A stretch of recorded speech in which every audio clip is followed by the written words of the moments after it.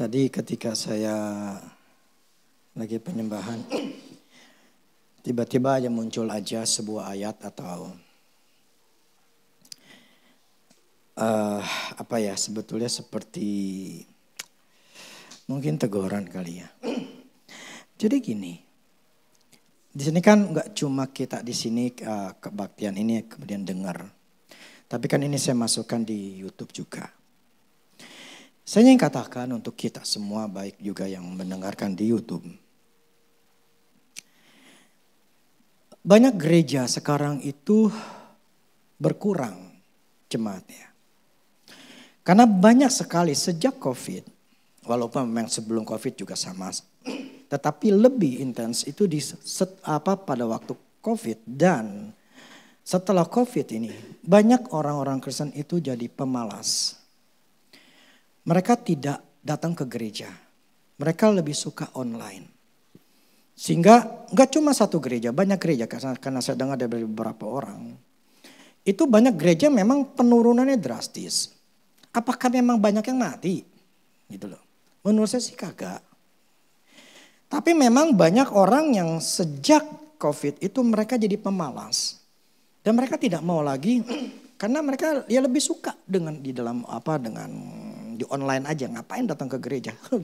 Di online udah cukup gitu loh. Karena kan ya sambil di rumah gak perlu datang ke gereja. Ya tanda kutip juga gak perlu persembahan. Ya tinggalan nonton aja di rumah aja gitu. Itu kan sama aja gitu loh, dengerin firman Tuhan. Seperti dulu saya pernah ngomong ketika saya bertanya sama Tuhan. Tuhan bukankah sama aja ketika kita sama-sama dengar firman Tuhan. Terus dalam hati saya Roh Kudus katakan begini. Orang yang datang ke gereja itu pembuktian dia mempunyai iman. Orang yang mengasihi Tuhan, buktikan bahwa dia mengasihi Tuhan. Saya cinta Tuhan, saya mengasihi Tuhan. Faktanya apa? Faktanya apa? Kalau memang kita mengasihi Tuhan, kita akan datang ke rumah Tuhan. Kita datang untuk menyembah Tuhan. Memuliakan nama Tuhan. Tapi banyak yang pakai banyak alasan. Ada urusan keluarga. Anak sakit. Plus macam-macam hanya untuk memberikan sebuah alasan yang jitu kepada Tuhan supaya Tuhan ngertilah. Saya tuh punya urusan, saya nggak bisa datang. Tapi saya tahu tetap walaupun saya ngomong gini, tetap aja nggak dilakuin. Tapi minimal lah saya ada bicara juga. Ya karena hati saya terdorong untuk ini. Saya ngomong seperti ini. Berarti artinya Tuhan ini berbicara kepada orang yang cuma bukan di sini tetapi yang di YouTube pun yang menonton. Buktikanlah bahwa engkau punya iman kepada Kristus. Memang untuk mencari atau mempunyai orang yang setia, sungguh-sungguh setia itu sangat susah. Kita di sini aja cuma hanya 4 keluarga yang plus anak aja tuh yang datang. Gitu loh. Karena memang gak mudah mencari orang tuh yang memang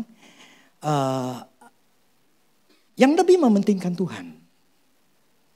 Jadi kepentingan Tuhan tuh jauh lebih tinggi daripada kepentingan mereka sendiri. Entah ada urusan apa, mereka lebih pentingin Tuhan. Berpentingin urusan mereka gitu loh. Ya kenapa gak mereka atur gitu loh. Setelah ke gereja kan bisa urusan itu bisa ngomong aja. Aduh nanti gue tanya setelah habis gue ke gereja aja deh. Atau gimana lah caranya. Tetapi karena memang Tuhan tidak penting gitu loh. Tapi anehnya menganggap bahwa Tuhan bukanlah nomor 1. Tapi berharap sama Tuhan untuk memulihkan dia. Mendapatkan jawaban. Aneh bagi saya gitu loh. Karena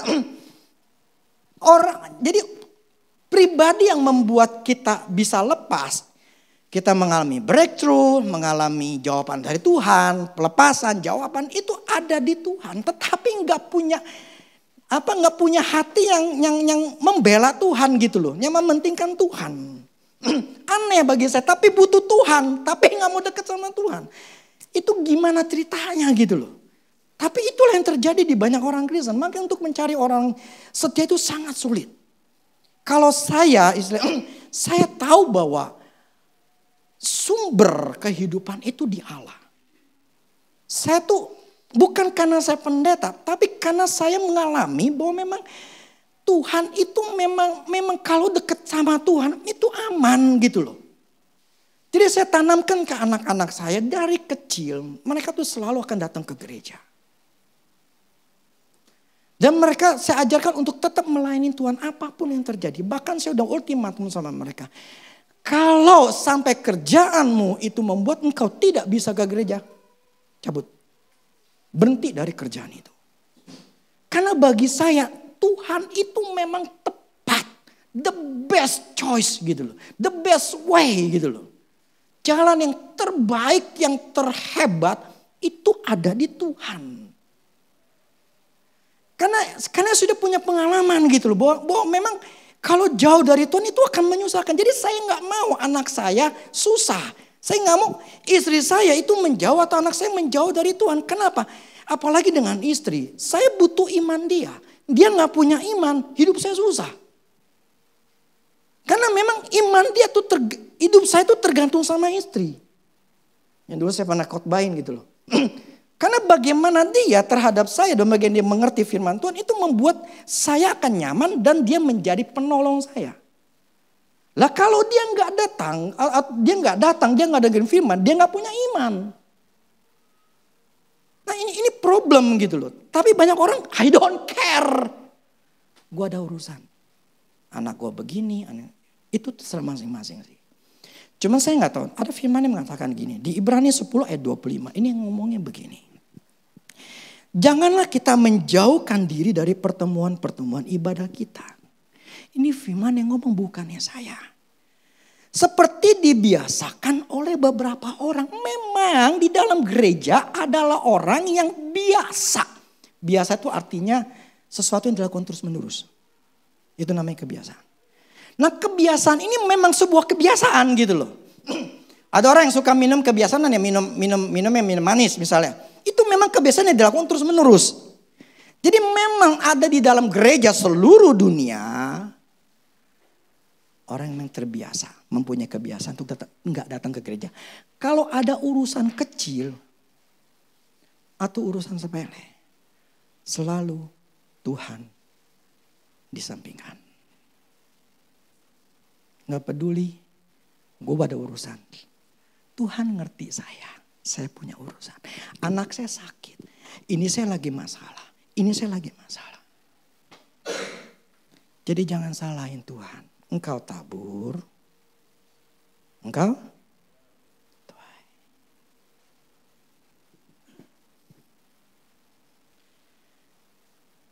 Kalau saya butuh Tuhan, saya sangat butuh Tuhan.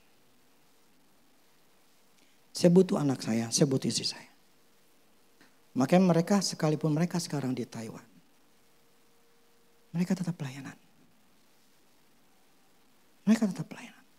Kemarin atau Sabtu. Jadi sekarang ini ya gak tahu dia di line berapa kali saya ngomong. Dek bisa gak Sabtu Papi mau ngomong. Dia bilang kalau pagi gak bisa atau siang atau gimana ya. Dia ada pelayanan. Entah latihan atau apalah. Berarti ketika saya dengar kayak gitu. Saya senang. Ternyata diambil waktu untuk melayani. Nah ngedengar gitu tuh saya sebagai bapak. Saya mendidik anak saya dari kecil. Untuk mereka bisa mengasihi Tuhan atau mengutamakan Tuhan. Karena begini. Mengajar anak itu dengan teladan. Kalau dia tidak melihat diri saya ini berdua.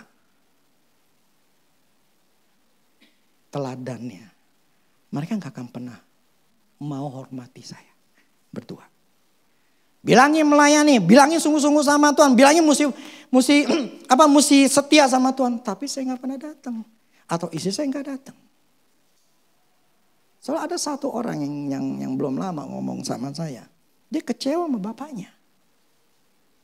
Bapaknya bisa ngomong doang, tapi faktanya di rumah dia ngeliat beda. Makanya dia mempunyai satu negatif ke bapaknya.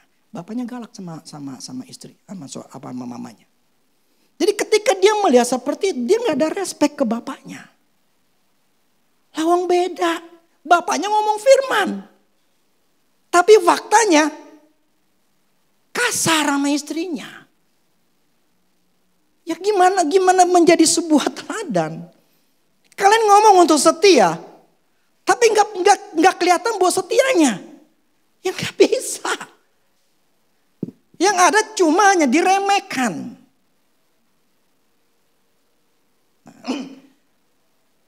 Ya beginilah, ada orang yang terbiasa memang punya kebiasaan. Tapi saya berharap sih bukan termasuk kelompok itu. Orang yang terbiasa. Cobalah pentingkan Tuhan. God is number one. Urusan lain setelah selesai ke gereja. Enggak apa-apa. Aturlah hidupmu, bukan orang lain ngatur hidupmu. Aturlah hidupmu, maksudnya jangan sampai orang lain tuh ngatur hidupmu. Utamakan pentingkan Tuhan. Ya. Bagi yang nonton juga di YouTube. Nyatakan bahwa engkau mengasihi Tuhan.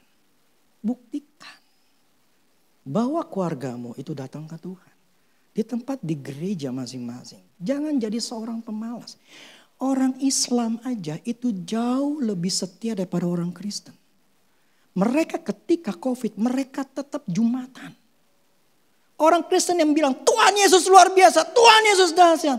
Tapi COVID pengecut.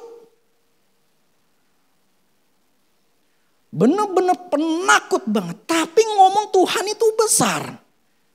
Aneh. Jadi cuman hanya di mulut, tetapi tindakannya nol. Nah COVID udah boleh katakan udah selesai. Tetap aja gitu loh. Kemalasan itu menguasai orang Kristen. Sehingga banyak gereja sekarang itu kosong. Berkurang banyak. Bahkan saya dengar cerita dari Pak Feki. Sampai ada sebuah gereja tutup dan dijual.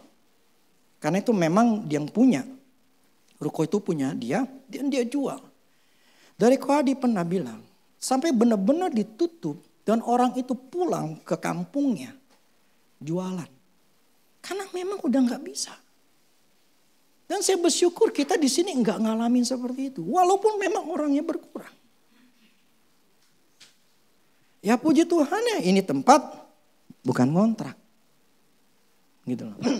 Tempat milik sendiri. Jadi gak dipikirin apa-apa. Jadi walaupun berkurang bagi saya gak ada masalah. Toh hidup saya, uang saya bukan berasal dari uang gereja. Gak cukup. Anak saya kuliah di tahun berapa duit. Saya diperkaya bukan karena istilahnya. Udahlah saya gak mau ngomong gitu. Prinsipnya beginilah. Jadilah orang-orang yang sungguh-sungguh bisa mengasihi Tuhan. Nyatakan buktikan kepada anak-anakmu bahwa kamu adalah orang yang setia. Supaya anakmu bisa melihat teladan dalam hidupmu. Dengan kita melayani Tuhan. Kita ini terjaga. Anakmu tuh terjaga. Anakmu jadi lebih suka datang ke gereja melayani. Dibandingin keluar. Yang di sana tuh begitu banyak hal-hal yang jahat. Lebih aman ketika gereja atau anak kita ada di gereja. Tanamkan itu mereka dari masih kecil. Sehingga ketika udah gede, ketika udah dewasa. Dan ketika mereka ya sudah married, kita tuh tenang.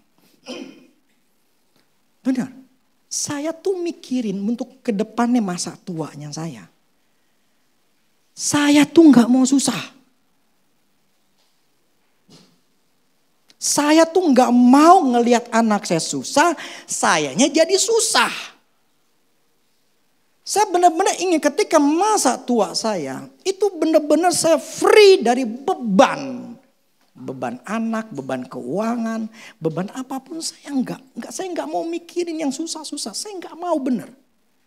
Karena prinsip begini, hidup cuma sekali di dunia. Nikmatin hidup itu. Saya Walaupun kita harus kerja, bagi saya begini, saya nggak suka yang prinsip saya begini, saya ingin nikmatin hidup ini. Karena itulah tujuan Tuhan berkata, aku datang untuk memberikan hidup. Dan hidup untuk kelimpahan. Jadi saya berharap sih, jadilah orang setia. Jangan termasuk bagian seperti dibiasakan oleh beberapa orang. Ya, saya tahu saya ngomong gini tetap aja ada orang bebal. Tapi minimal saya udah ngomong karena hati saya merasakan disuruh ngomong. Walaupun ada orang-orang yang tetap bebal, yang tidak mau tahu, ya sudah itu urusan masing-masing. Paling tidak saya sudah keluarkan hatinya Tuhan, menurut saya hatinya Tuhan, karena saya nggak pernah kepikiran. Ini yang dikeluarkan dari hati saya dan mulut saya. Oke, saya ingin nyambung yang kemarin. Penghalang utama untuk bisa berhasil. Ini yang kedua.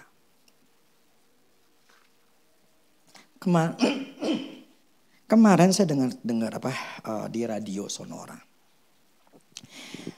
Ada narasumber Pak Wibisono sama, saya nggak tahu Wibisono siapa gitu loh. Satu lagi yang perempuan. Salah satunya ngomong begini.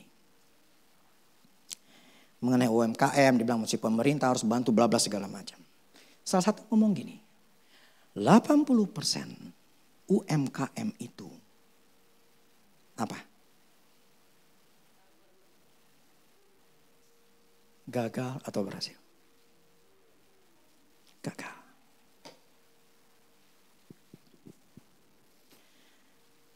Ketika saya dengar gitu, 80% UMKM mereka yang berusaha itu gagal.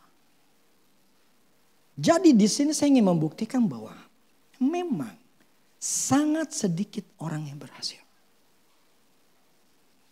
Ya, seperti minggu lalu saya katakan, yang di Eropa, yang di Amerika mereka tes orang-orang anak muda atau orang-orang yang kelas menengah untuk kaya gitu ya, atau orang biasa.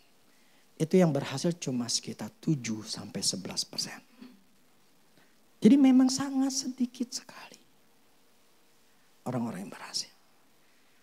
Seperti dulu saya katakan bahwa syarat untuk orang berhasil itu susah. Nah, minggu lalu saya katakan penghalang terutama adalah khawatir. Orang yang hidupnya khawatir. Selalu berpikir nanti ke depannya seperti apa. Jadi mengkhawatirkan yang ke depannya. Lihatlah diri kita ataupun orang lain. Berhasil enggak?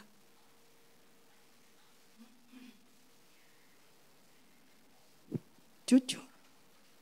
Lihat diri kita atau orang lain. Kita tahu bahwa kita orang yang khawatir. Atau kita tahu bahwa orang itu khawatir. Berhasil enggak?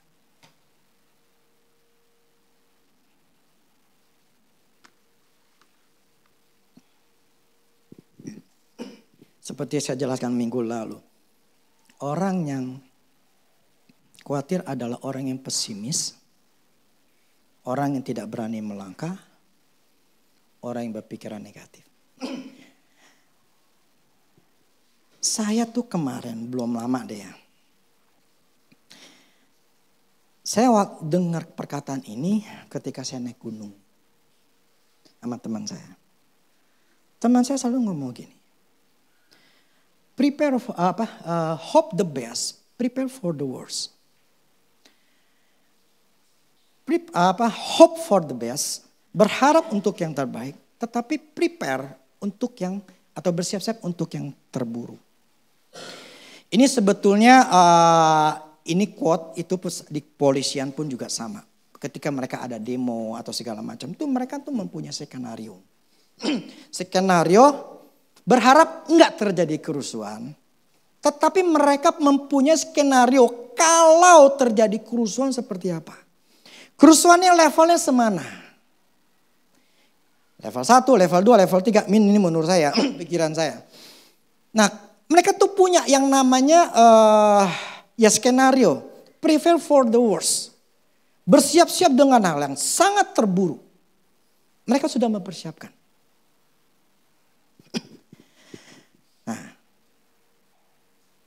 Saya ngomong sama Tuhan begini.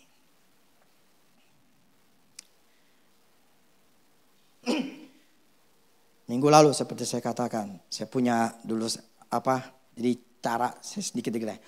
Cara setan itu masuk adalah dengan cara pikiran, masuk melalui pikiran kita.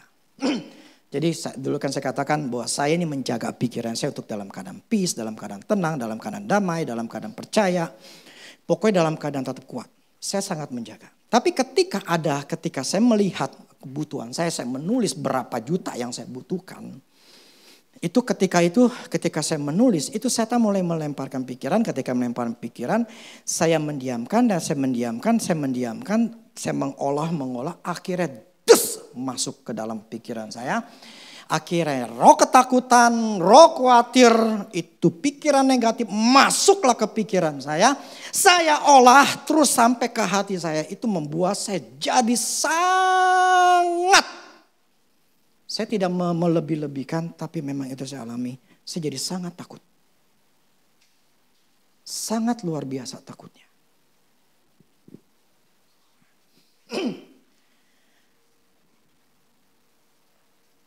Kenapa itu terjadi? Sebelumnya begini. Ketika saya menulis mengenai saldo uang saya, bla bla segala macam.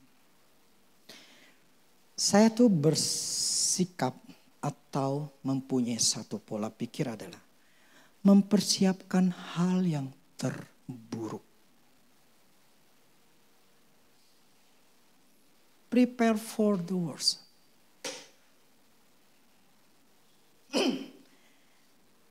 Saya ini komunikasi sama Tuhan.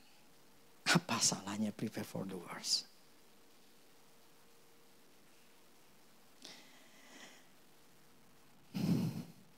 Jadi gini, mempersiapkan hal yang terburuk itu artinya berpikir tentang kekurangan. Dan tidak berpikir, ya, yang dipikirkan adalah kekurangannya. Contoh gini. Kan ada yang mengatakan di YouTube, bahkan ada yang share. Tahun 2023 adalah tahun yang gelap. Tahun yang Jokowi pun mengatakan bahwa akan terjadi resesi.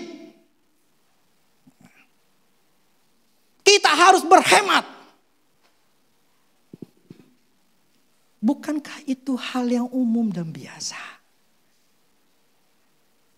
Kan memang harus seperti itu. Logika kan memang harus seperti itu. Jadi kita harus hati-hati, kita harus berhemat. Apa yang salah?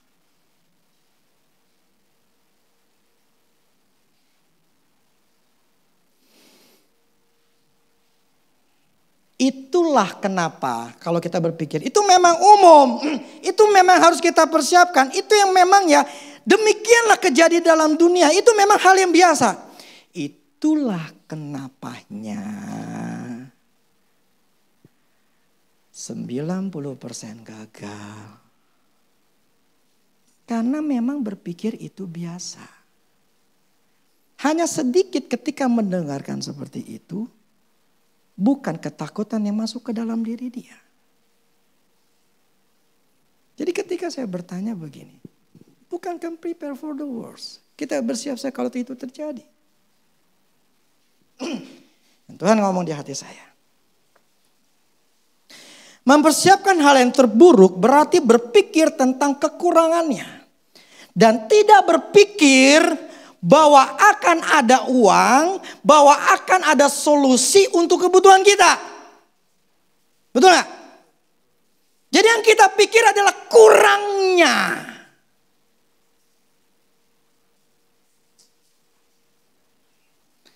Tidak berpikir bahwa walaupun itu terjadi, Tuhan akan sanggup membukakan jalan, membukakan cara untuk kebutuhan saya. Prepare for the worst sudah melihat, sudah merancangkan, sudah merencanakan saya akan kurang. Jadi saya harus berhemat. Tidak ada pemikiran Yang mengatakan sekalipun terjadi resesi, gue gak peduli. Kebutuhanku, firman Allah katakan, Allah aku akan mencukupi. Tapi kita lebih dengar apa kata dunia, harus berhemat. Apakah salah? Bukan masalah berhematnya. Otak kita, pikiran kita yang membuat kita ini merancangkan kita susah. Bagaimana kita berpikir, firman Allah katakan, bagaimana engkau berpikir dalam hati, demikian engkau. Ketika engkau berpikir bahwa saya akan kurang nanti di tahun 2003. Gue mesti hati-hati. Itulah yang terjadi kepada orang-orang yang khawatir. Makanya orang khawatir tidak akan pernah bisa berhasil.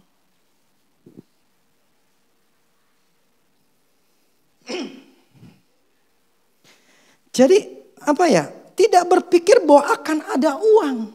Tidak berpikir bahwa Allah akan cukupi. Tidak berpikir bahwa Allah bukan jalan. Tidak berpikir bahwa semuanya akan ada breakthrough-nya. Enggak ada. Yang dipikirkan adalah prepare for the worst. Bersiap-siap dengan hal yang terburuk. Artinya gue mesti jaga-jaga. Gue mesti siapin duit. Gue mesti jaga duit gue. Gue mesti hemat. Nah itu pola pikir yang Tuhan katakan begini. Itu yang negatif.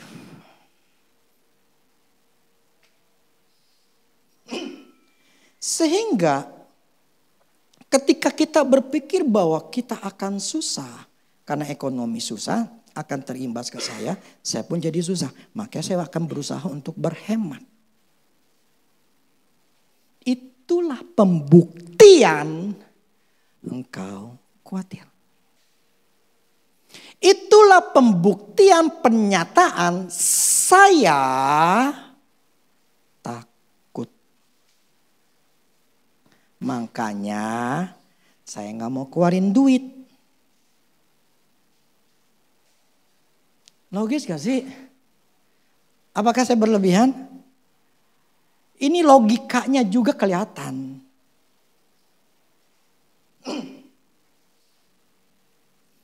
Tuh, saya tanya sama Tuhan. Bukankah saya berhemat untuk jaga-jaga? Apakah itu salah?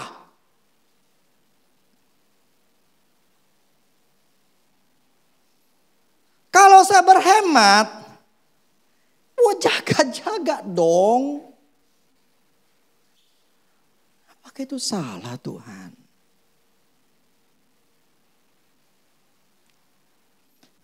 Gini.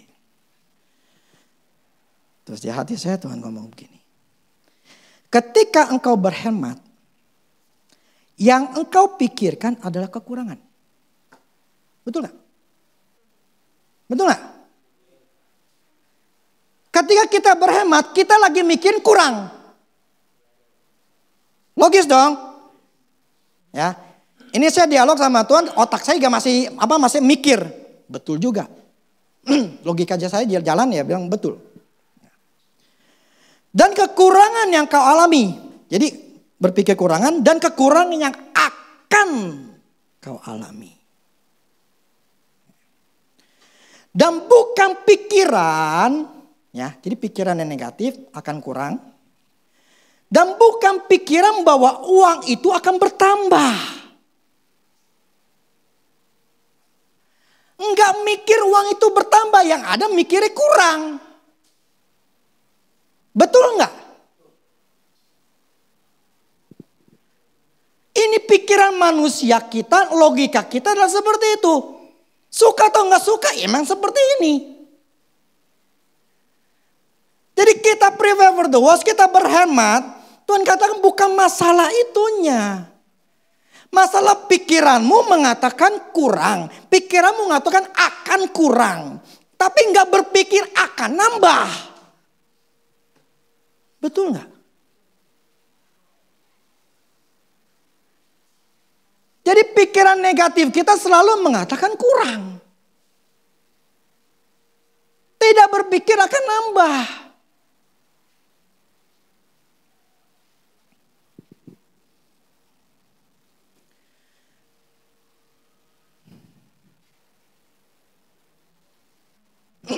Jadi pikiranmu adalah pikiran negatif akan kekurangan.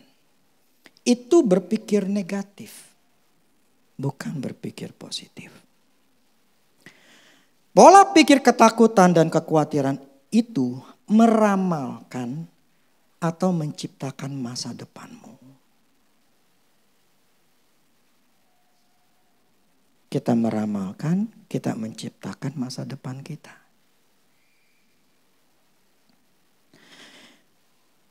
Dan tindakanmu atau pikiranmu itu menunjukkan ketidakmampuanmu untuk menghasilkan uang.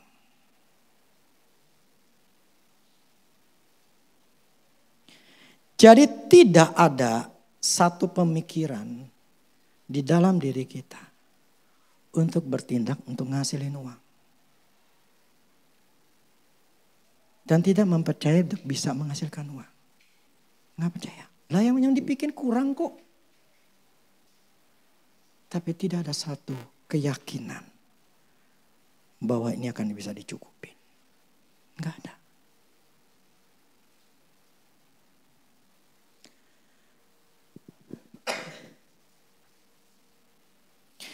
Bagaimana engkau berpikir, demikian engkau. Engkau hanya melihat dirimu dengan keadaan. Tapi tidak melihat dirimu sebagai anak Allah.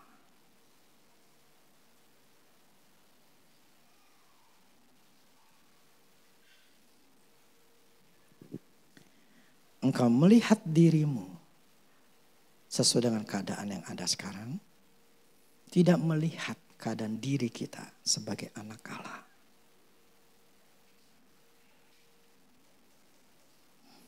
Itulah kenapa minggu lalu saya katakan, kita mesti bersihkan namanya kekhawatiran. Dan harus pakai firman. Tanpa firman tidak akan pernah bisa. Saya saranin, tiaplah hari kalian dengarkan di YouTube. Kalian bisa dengar khotbah saya atau khotbah yang lain. Setiap pagi. Untuk membuang kekhawatiranmu. Untuk membuat iman kita tetap ada. Tanpa iman tidak akan pernah berhasil. Lihat faktanya aja deh. Kita yang biasa khawatir berhasil gak? Lihat orang lain yang kita tahu orangnya khawatir berhasil gak? Hanya 7% sampai 10% yang berhasil. Kenapa enggak ada kekhawatiran? Yang ada cuma berani. Jadi yang membuat orang berhasil, karena orang itu berani. Enggak ada ketakutan dalam diri dia. Enggak ada pikiran negatif. Yang ada pokoknya gue bisa.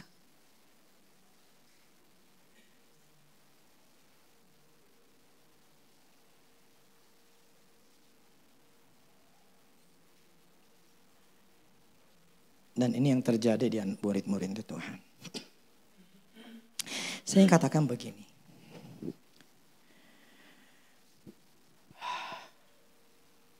Terus saya yang jadi boleh katakan guru saya sekarang itu adalah Andrew Wommack. Karena memang Tuhan bukain saya untuk belajar dari dia. Walaupun khotbahnya kurang lebih hampir sama. Tetapi ketika selalu dengar khotbah dia, selalu aja ada teguran. Selalu saya diingatkan sesuatu. Dan dia mengatakan begini. Dia umurnya sekitar 71-72. Tapi gagahnya luar biasa. Dia ngomong begini.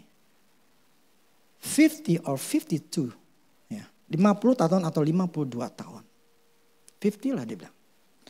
Selama 50 tahun. Dia katakan.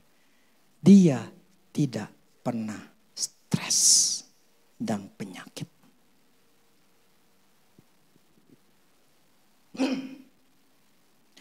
Yang saya maksud hidup stres lah. Kalau penyakit nanti lain lagi. Dia pernah ngalamin penyakit tetapi dia bisa lewatin itu semua. 50 tahun tidak pernah lagi ngalami stres. Gila. Luar biasa.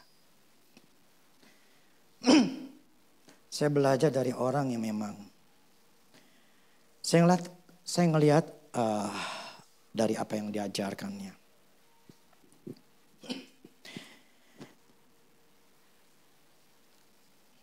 Dia punya ada satu rumah, satu gedung apa gitu ya.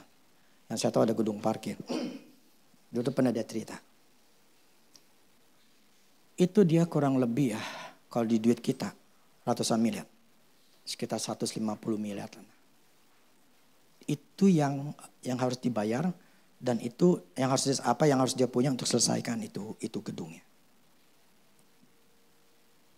Apa yang dia lakukan?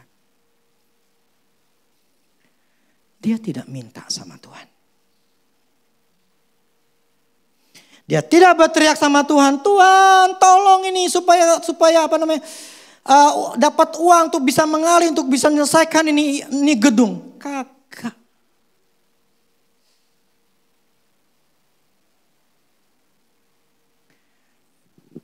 Ada satu namanya Kenneth Copeland. Dia cerita juga. Kenneth Copeland ada sebuah gedung. Ini sangat terkenal Kenneth. Yang dia gak selesai.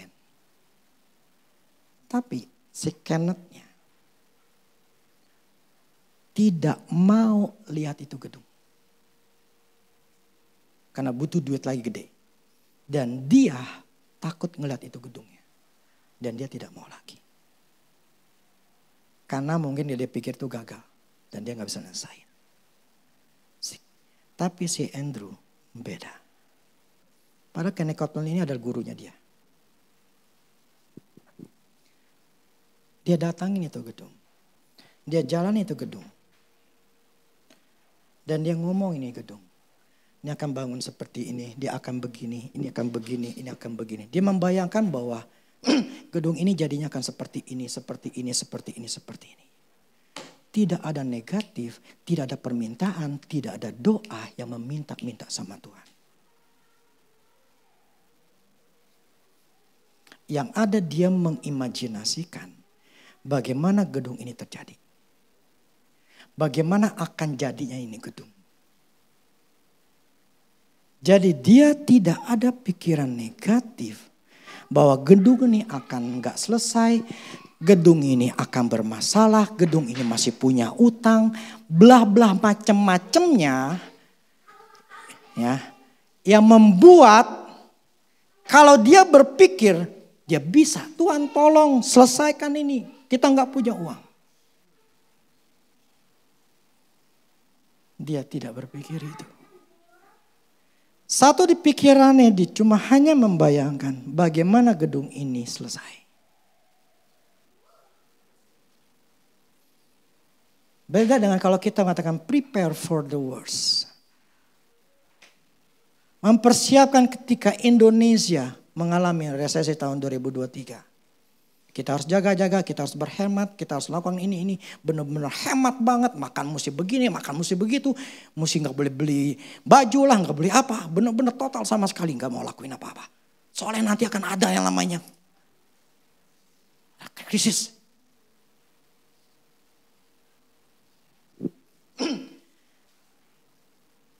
Orang yang punya iman itu beda. Saya lupa bulan berapanya.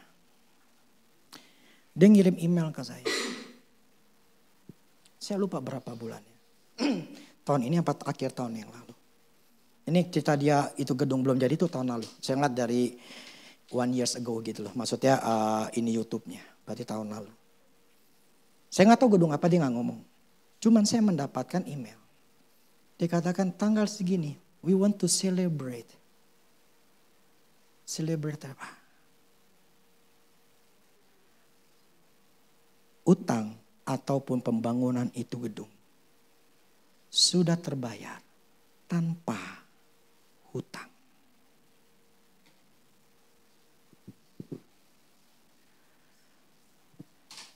Saya waktu itu nggak ngerti.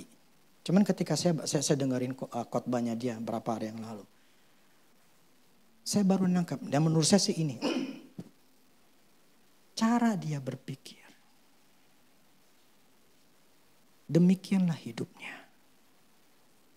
Cara kita berpikir adalah orang kurang. Hidupmu akan selalu kurang. Kalau kau sama saya kan memang begini, saya ini kurang, saya mana bisa. Makanya saya harus jaga duit saya. Karena kan saya mesti kerja. Itulah kenapa hidupmu gak pernah berhasil.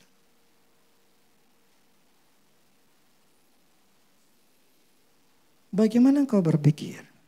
Demikian engkau. Kalau engkau mengatakan saya kurang, demikian hidupmu akan selalu kurang. Karena memang seperti itu. You create yourself. Engkau menciptakan masa depanmu seperti itu.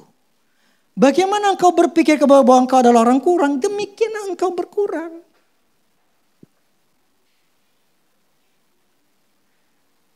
Jadi saya melihat bahwa Allah itu adalah Allah yang sudah memberikan yang namanya sebuah pilihan kepada kita. Kita menganggap diri kita berkurang, ya sudah, demikianlah engkau menciptakan dirimu untuk kurang.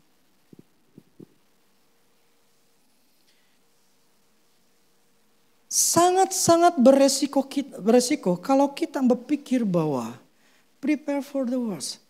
Saya jadi keingetan, ini gara-gara teman saya yang waktu saya naik gunung gitu, selalu ngomong gitu, prepare for the worst. Jadi akhirnya tertanam dalam diri saya, jadi hal-hal yang dalam keuangan, dalam hal apapun jadi prepare for the worst. Padahal saya gak pernah punya pikiran kayak begitu.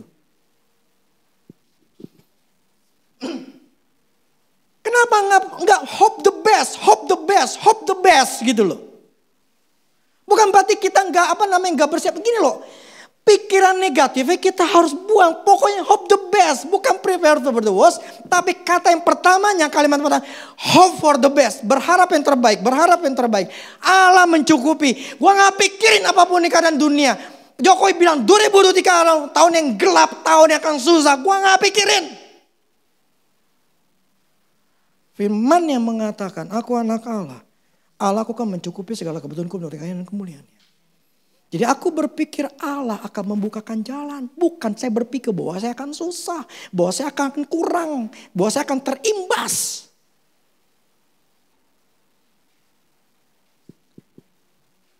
Makanya yang berpikir itu sedikit. Makanya yang berhasil pun juga sedikit.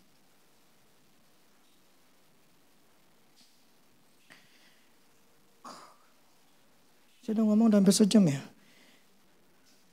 Ini saya mau ngomong. Yang saya mau nih kalau panjangan gak ya? Terusin ya. Lukas 9 ayat 37 sampai 43.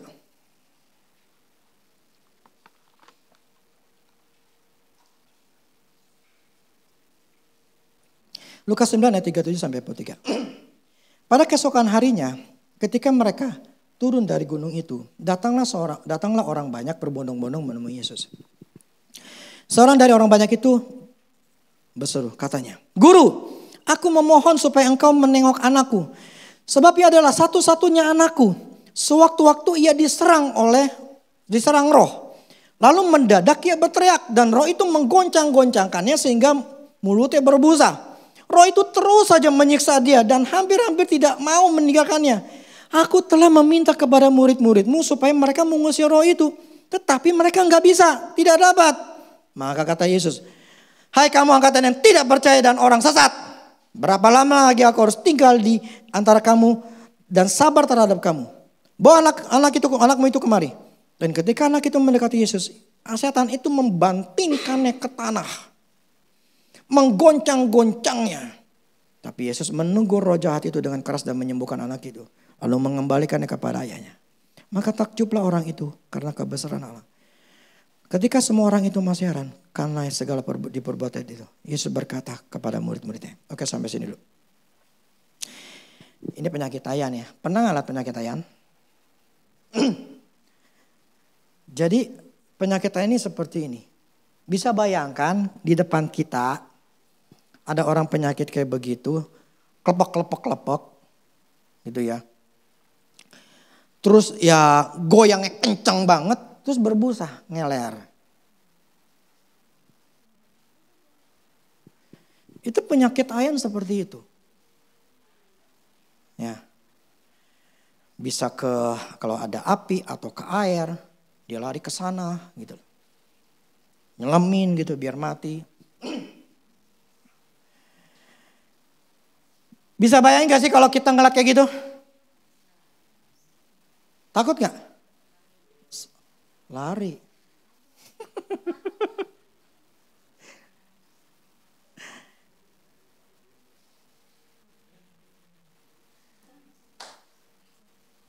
Padahal ini kan Lukas 9-nya, ayat 37-nya. Coba deh, saya udah kirim Lukas 9-nya di ayat 1-nya. Di ayat 1-nya. Sama 6. Pasal yang sama ya, cuma di ayat pertamanya. Maka Yesus memanggil ke-12 muridnya lalu memberikan tenaga dan kuasa kepada mereka. Untuk menguasai setan-setan dan untuk menyembuhkan penyakit-penyakit. Terus ayat 6-nya. Lalu pergilah mereka dan mereka mengelilingi segala desa sambil memberitakan Injil dan menyembuhkan orang sakit artinya mereka punya pengalaman enggak? Mereka sudah punya kuasa, dikasih kuasa, punya pengalaman nyembuhin orang sakit enggak? Seharusnya mereka tuh punya keyakinan dong. Lah gue penyembuhin orang kayak gini.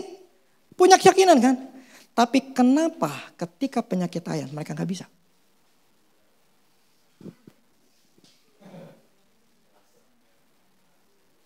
Kenapa? Ya gak percaya, emang gak percaya. Kenapa? Kenapa bisa gak punya kepercayaan? Kenapa takut?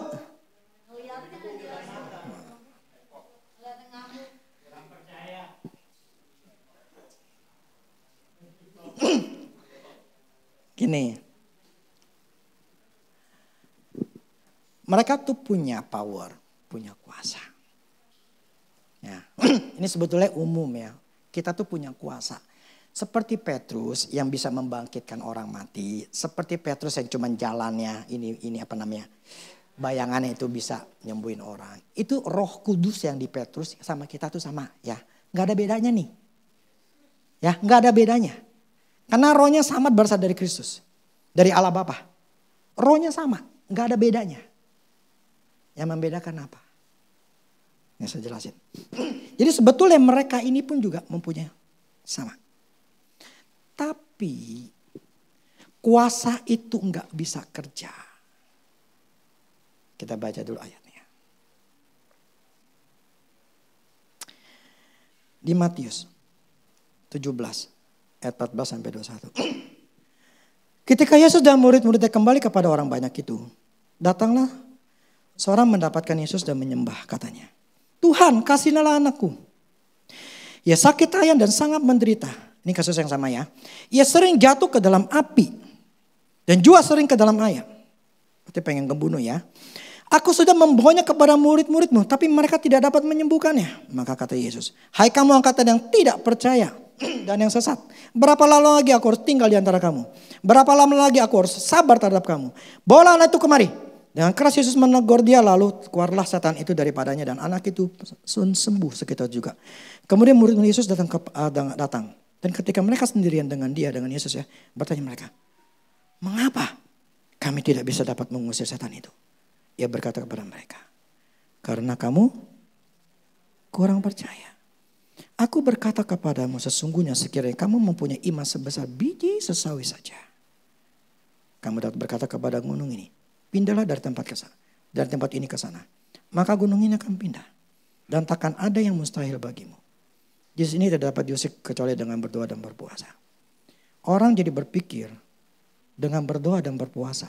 Ini kan jenis ini katakan dengan berdoa dan berpuasa. Gue mesti berdoa, gue mesti berpuasa. Supaya gue punya iman gue gede.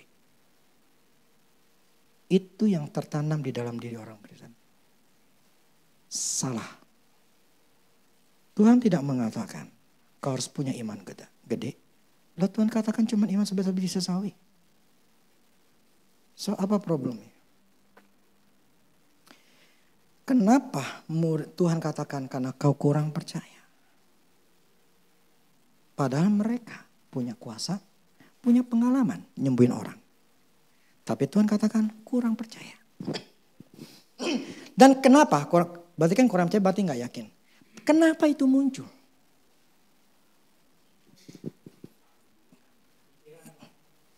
Karena melihat.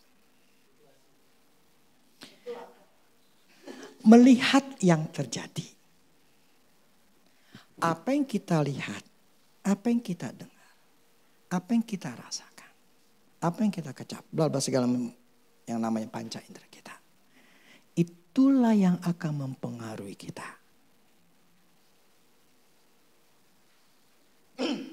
Ketika kita dengar di YouTube, tahun 2023 adalah tahun gelap. Kita dengar di berita, Jokowi bilang akan ada resesi. Apa yang kita dengar dan lihat. Itulah yang mempengaruhi. Tuhan katakan, lu kurang percaya.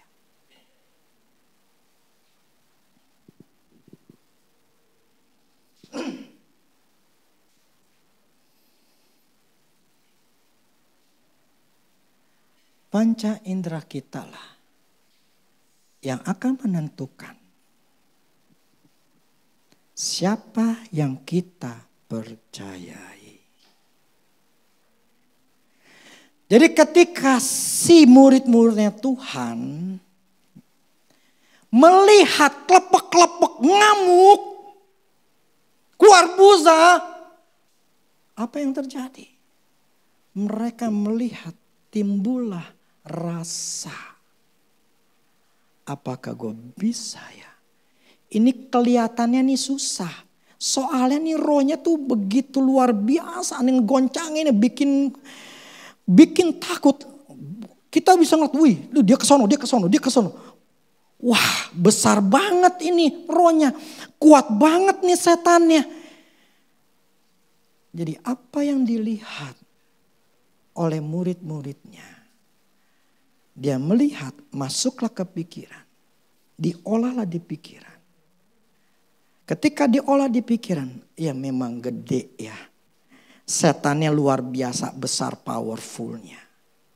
Karena ngeliatnya goncangnya begitu sampai berbusa, ini goncangannya luar biasa. Pola pikir itu mulai masuk ke dalam pikiran dia. Masuk. Ketidakpercayaan masuk ke dalam diri dia.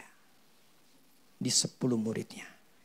Ya, ini si Yohanes sama si Petrus yang pergi sama Tuhan. Ini kejadian ketika Tuhan ke gunung ya. Habis ketemu Tuhan Elia gitu ya. Mereka turun. Itu kejadiannya. Mereka melihat murid-murid yang lain. Ngelihat kejadian seperti itu. Dan mereka ketika dilemparin sama setan. Fakta yang ada. Dan mereka mengiyakan. Akhirnya masuklah ke dalam hati mereka. Yang namanya kuasa Tuhan dalam hati mereka. Enggak bisa keluar. Ketutup.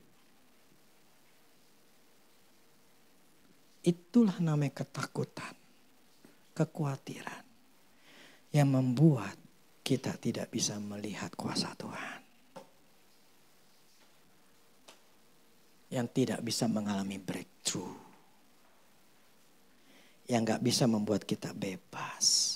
Yang membuat kita tidak bisa dapat yang kita mau. Enggak bisa.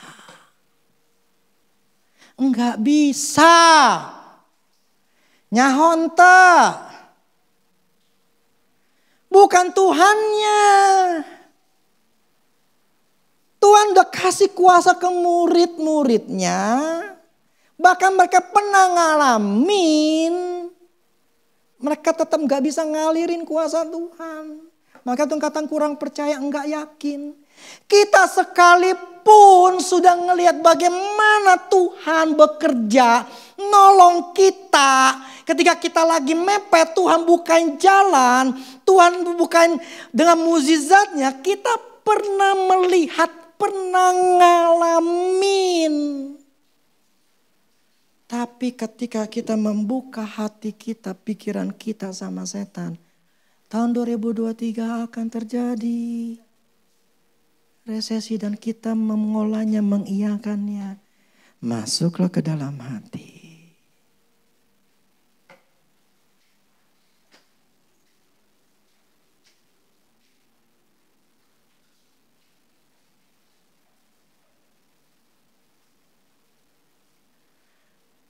Apakah Tuhan kurang kasih mereka kuasa? Kagak. Apa kurang Tuhan tidak sempurna ngasihnya atau Tuhan itu gagal ngasihnya?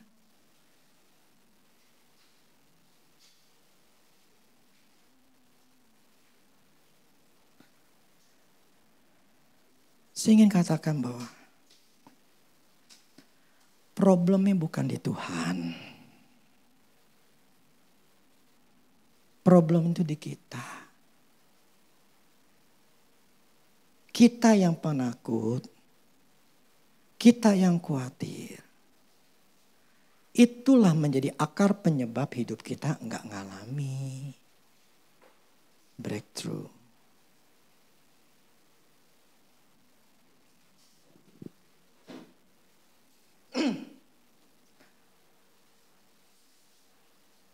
Jadi jangan menuntut Tuhan, kita berdoa berpuasa supaya dapetin iman. Supaya iman kita gede. Kagak salah, saya tuh pernah ngelakuin gitu. Saya pernah doa puasa 3 hari gak makan, jadinya 2,5 hari karena gak kuat sama sekali. Saya pernah namanya puasa 40 hari, saya pernah. Bahkan gak apa-apa 3 bulan. Kurang lebih 3 bulan, 5 bulan. Dengan total berapa? Enggak setiap hari sih memang. Tapi saya pernah lakuin itu semua. Enggak ada hasilnya. Loh tapi firman itu mengatakan jenis ini tidak bisa dengan doa dan puasa. Tujuan doa puasa itu beda. Bukan itu yang Tuhan maksudin. Bukan untuk kita punya iman besar. Loh, buktinya apa? Tuhan bilang cuma biji sesawi. Kan otak kita mesti utang besar. Segede apa? Segede apa? Gede durian kali. Tapi Tuhan kata cuma biji sesawi. Apa maksudnya? Kurang percaya itu artinya tidak yakin, tidak punya iman 100%. Ada ketidakpercayaan. 50% percaya, 50% enggak. Ada ketidakpercayaan, itulah yang menjadi kuasa Tuhan mau ngalir. Tuhan mau kasih hikmat. Tuhan ingin bukain jalan. Enggak nyampe, enggak bisa. Otak kita, mata kita, atau selubung pikiran kita itu enggak bisa ngelihat. Makanya minggu lalu saya katakan tumpangin tangan. Karena saya waktu ketika saya lakukan pelepasan itu. Di alam rohnya itu terlihat seperti selimut. Gitu loh. Jadi seperti kalian pernah ngeliat gak sih? Kalau saya kalau naik motor, saya tuh pakai itu apa namanya? Tudung, pulu apa? Kayak ninja gitu ya, nutupin gitu ya. Kupluk lah. Cuma saya nutupin mata lagi nggak usah ngeliat. Yang buat maskernya gitu ya. Atau saya tutupin lah. Nah seperti itu. Jadi itu yang menutup pikiran saya, mata saya semua. Ini bagian atas. Nah, saya lepasin, saya tumpangin tangan, tapi dengan firman. Enggak cuma dalam nama Yesus, tapi dengan firman. Untuk apa? Menghancurkan yang negatif-negatif, yang ketakutan prepare for the worst-nya itu. Itu saya harus hancurin. Supaya ini lepas total, akhirnya mata saya bisa ngelihat, telinga saya bisa dengar. Dan pikiran saya terbuka untuk Tuhan bukain jalan untuk saya bisa ngambil. Selama ini tertutup semua enggak bakal bisa. Makanya saudara minggu lalu saya katakan bersihkan, hancurin semua. Sebab kalau enggak, kita enggak bakal bisa ngelihat kuasa Tuhan atau cara jalan Tuhan enggak bisa ngelihat. Yang ada cuma Gue mesti siap-siap, nanti gue kurang. Kenapa enggak berpikir, Tuhan, Engkau sanggup bukain saya jalan. Tuhan, Engkau sanggup bukain. Gue bisa dapat untung. Gue bisa dapat dagangan gue bisa banyak jualnya. Gue bisa menghasilkan. Kenapa? Aku anak Allah. Tapi kita orang mikir, orang Kristen mayoritas 90% mikirnya kurang. Maka yang berhasil cuma dikit. Dia gak mikir kurangnya. Dia mikir gue pasti bisa.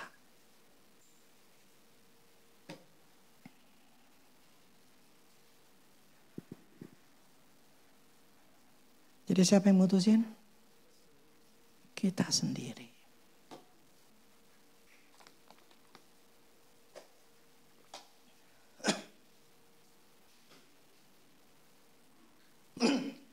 Supaya apa?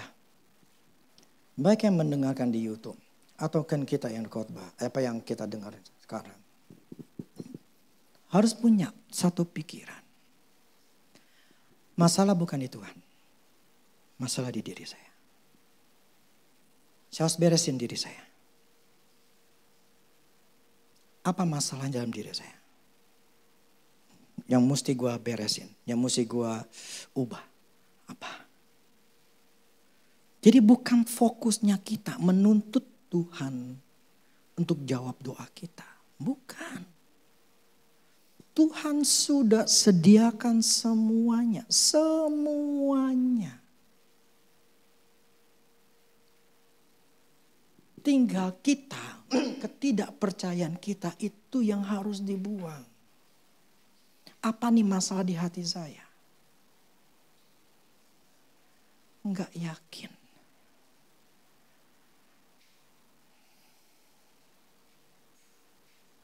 Saya kalau terusin masih panjang nih.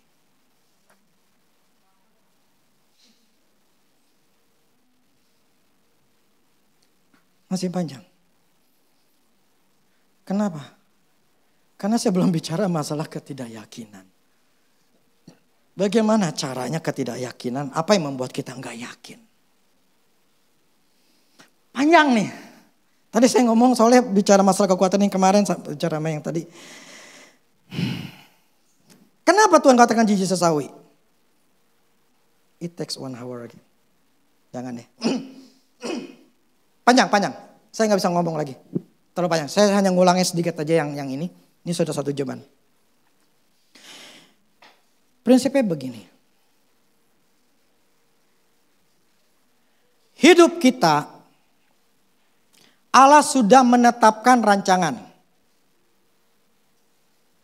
Tapi rancangan ini kita bisa dapetin atau tidak dapetin tergantung kita. Bukan tergantung Tuhan.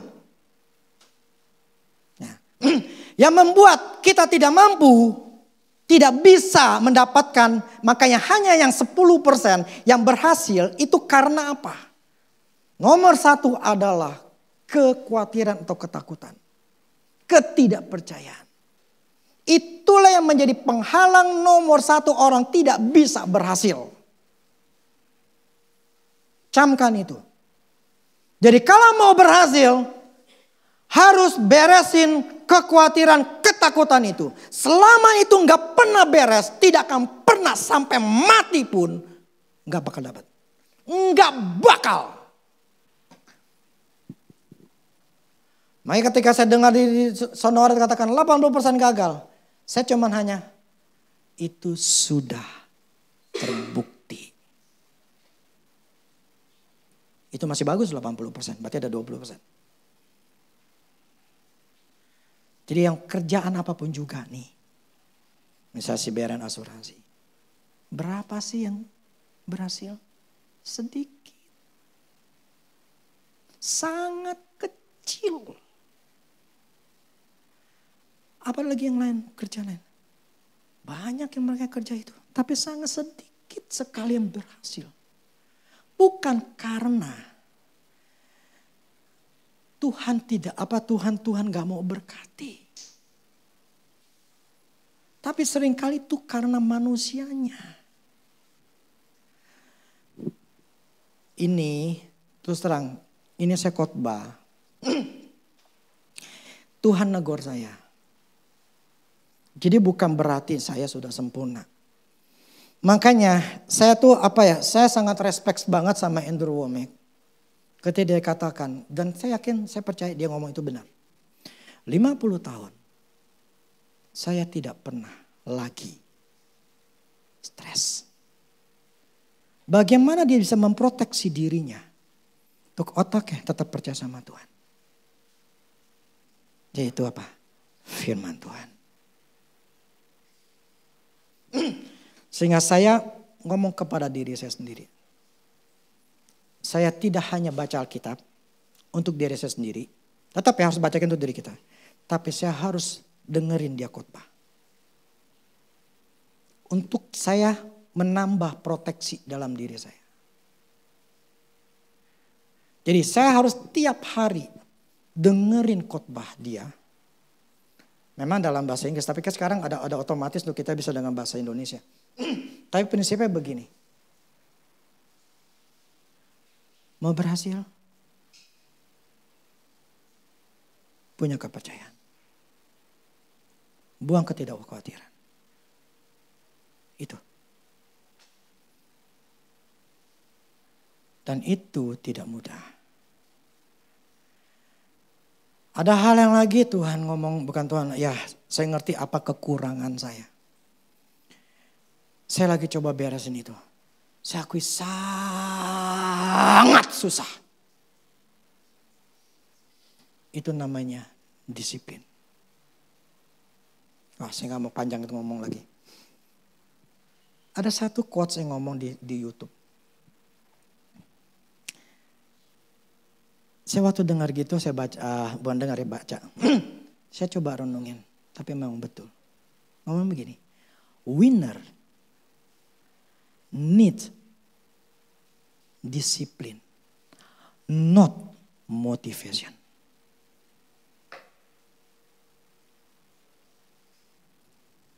Seorang pemenang butuh kedisiplinan, bukan motivasi.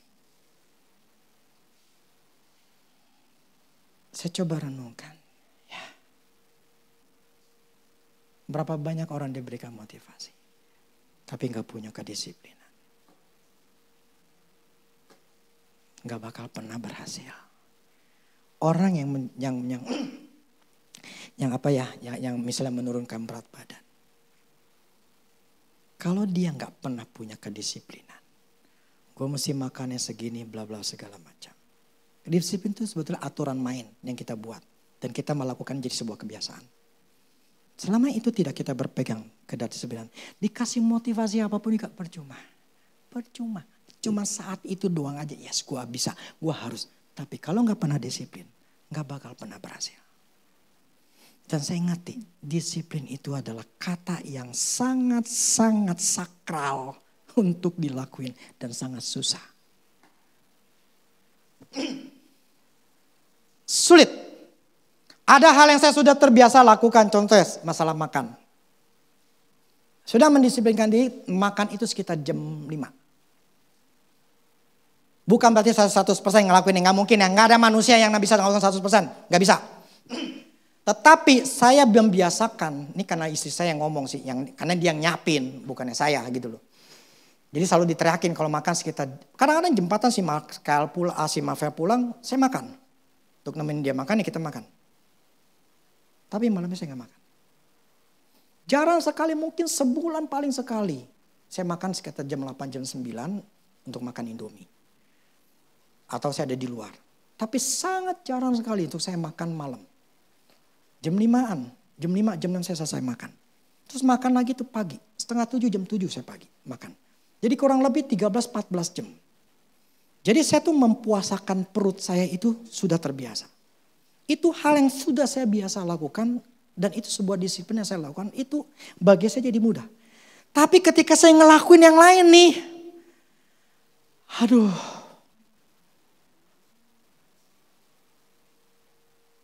Soalnya saya pengen mukul kepala saya. Karena susah. Untuk memulai sesuatu yang terbiasa. Itu bukan yang sangat mudah. Jadi ketika dikatakan quotes itu, winner yang dibutuhkan adalah disiplin. Seorang pemenang yang dibutuhkan untuk disiplin, bukan motivasi.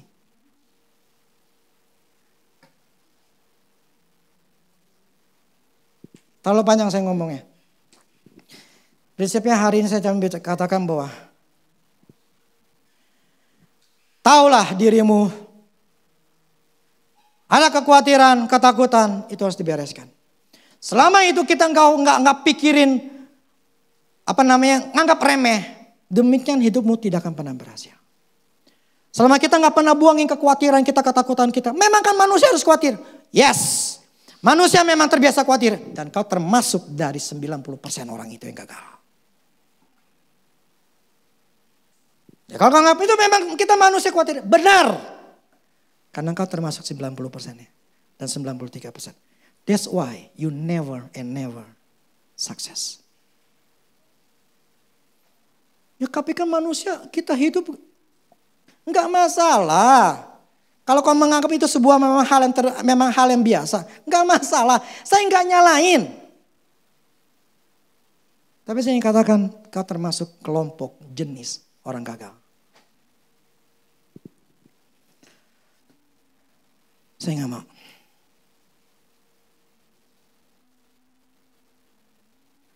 Jadi saya harus berusaha mengeluarkan ketakutan, kekhawatiran itu. Saya ingin termasuk bilangan 7% sampai 10%. Dan saya harus mampu dan saya harus bisa. Jadi saya harus beresin diri saya. Apa yang saya katakan ini hasil daripada saya komunikasi sama Tuhan. Kalau kita ingin berhasil, dengarkan firman Tuhan. Baca firman Tuhan. Protek pikiranmu. Proteksi pikiranmu. Karena bagian engkau berpikir, demikian engkau jadinya. Itu sudah aturan main Tuhan. Selama pikiran kita selalu takut, demikian hidupmu tidak akan pernah berhasil. Dan selama pikiranmu engkau katakan saya bisa, demikian engkau akan sukses. Jadi bagaimana kita berpikir, demikianlah hidup kita. Saya cuma berharap, jangan jadi orang bebal. Belajar jadi pintar. Gue mesti beresin ketakutan gue. Gue mesti buang ini. Dan gue harus dengerin firman Tuhan. Gue akan tiap pagi gue akan baca firman Tuhan. Gue tiap pagi gue akan dengerin firman Tuhan. Karena apa? Gua gak mau susah. Gua harus berhasil. Dan ini cara yang Tuhan berikan. Tidak ada cara lain. Lu mau puasa mau satu tahun kayak puasa, sering puasa. Enggak akan jawab doamu. Sekali lagi. Muridnya tidak bisa nyembuhin.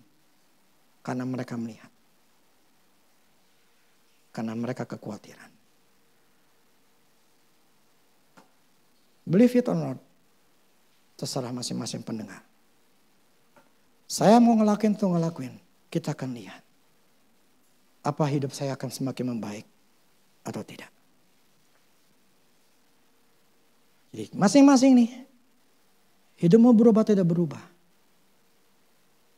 Karena kau bisa membereskan ketakutan itu atau enggak. Disitulah terlihat. Engkau jadi pelaku firman atau tidak. Kalau engkau pelaku firman. Kau bisa beresin kekhawatiran. Saya akan melihat kalian berhasil. Dan kamu akan melihat saya akan berhasil. Kalau saya ngelakuin. Simple. Saya ingin berhasil seperti Andrew Wommack berhasil. 50 years. Tidak ada namanya depresi. Ketakutan. Bayangkan 100 miliar, 150 miliar. Dia ada harus beresin. Dia punya utang untuk memberesin gedungnya. Tapi tidak ada satu titik pun. Dia meminta berdoa sama Tuhan. Berkati Tuhan buat mereka punya hati untuk memberi. Tidak. Dia cuma hanya mengelilingin itu gedungnya. Dia cuma hanya melihat terjadinya seperti apa. Akan gue pakai ini apa. Ini. Dia cuma hanya melihat jadinya. Dia tidak prepare for the worst. Maka kalau kita mau lihatlah diri kita. Gue bisa ini, gue bisa beliin ini, gue bisa beliin anak gue akan kuliahin anak gue akan punya ini, punya itu. Bukan mikirin gue mesti berhemat, gue mesti keluarin duit gue, mesti segini doang. Kalau segini gue gak bisa nih, karena nanti kan tahun depan mau susah nih. Duh, gue mesti jaga-jaga, gue mesti mikirin. Jangan berharap berhasil. Ya, jangan berharap berhasil.